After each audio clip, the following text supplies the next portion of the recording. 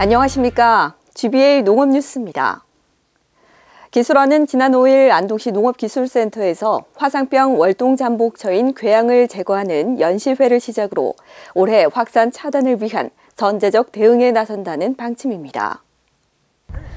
이날 연시회는 안동, 문경 등 화상병 과수 주산단지 9개 시군 담당자 40명을 대상으로 올해 화상병 예방과 방제 지침을 설명하고 지난해 발생했던 안동시의 방제 현황과 사례를 발표했습니다. 이어 기술원 병해충팀에서 궤양 증상과 유사병진과의 구별 방법, 궤양 제거 요령에 대해 교육하고 이어 현장에서 직접 시연했습니다. 궤양은 월동 후 병균이 증식해 외부로 유출되면 새로운 전염원이 되므로 동절기 궤양 제거는 확산 차단을 위한 필수 작업입니다. 농가에서는 동계전정 시 궤양 증상이 관찰되면 하단 끝부터 40에서 70cm 이상의 아래쪽을 절단해야 합니다. 절단 부위에는 소독약을 바르고 병균에 감염된 나무까지는 석회 처리해 매몰하거나 소각해야 합니다. 또 기술보급과는 2월 말까지는 궤양 제거 작업을 마무리해 줄 것과 작업 시 소독을 철저히 할 것을 당부했습니다. 기술원 원예경영연구과에서는 지난 12일 스마트 온실에서 영상 기반으로 작물 생육 정보를 수집하는 방법 활용에 관한 매뉴얼 책자를 발간했습니다. 작물 생장, 생체 정보를 기반으로 운영되는 스마트 온실의 경우 내외부 환경 변화에 기반한 운영 조건을 설정하는 것이 무엇보다 중요합니다. 책자에는 이러한 시설 환경의 기본 개념과 재배 특성을 설명하고 스마트 온실의 온도, 광, 수분 등 환경에 따른 작물 생육에 대한 이해도를 높이기 위해 다양한 정보를 수록했습니다. 특히 오이 스마트팜을 중심으로 생육 특성과 진단, 영상 촬영 방법을 상세하게 수록해 활용도가 높을 것으로 기대했습니다.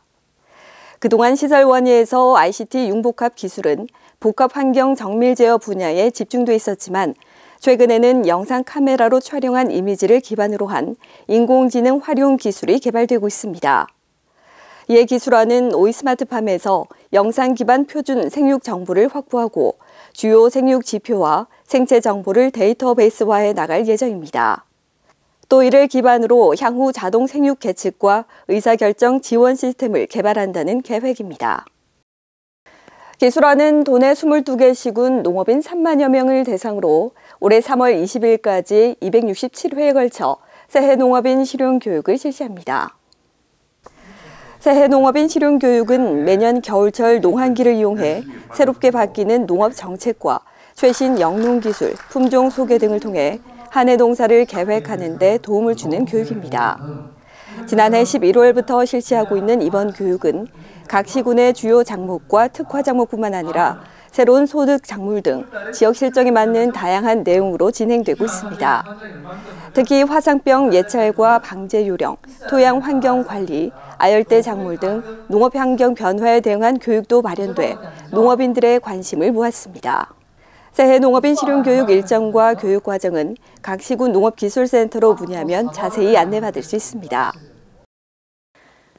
다음은 간추린 뉴스입니다. 원예경영연구과는 지난 10일부터 12일까지 3일간 고령, 포항, 영주 지역 아열대 작물 재배 농가를 대상으로 한라봉, 레드향, 천혜향의 토양 수분, 광량, 수확기 과실 특성 등을 조사했습니다.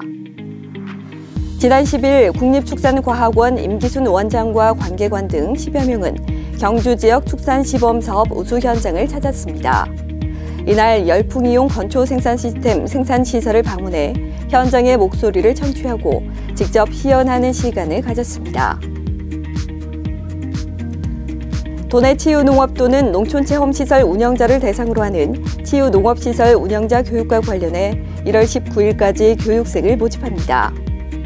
이번 교육은 운영자 역량 강화, 치유농업과 연계한 농촌자원 활용 방안 등을 내용으로 2월부터 6월까지 진행됩니다.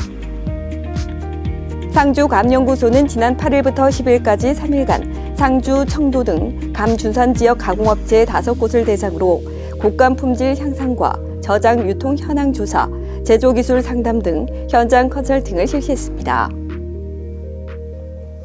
이상으로 1월 둘째 주 농업 뉴스를 마치겠습니다. 고맙습니다.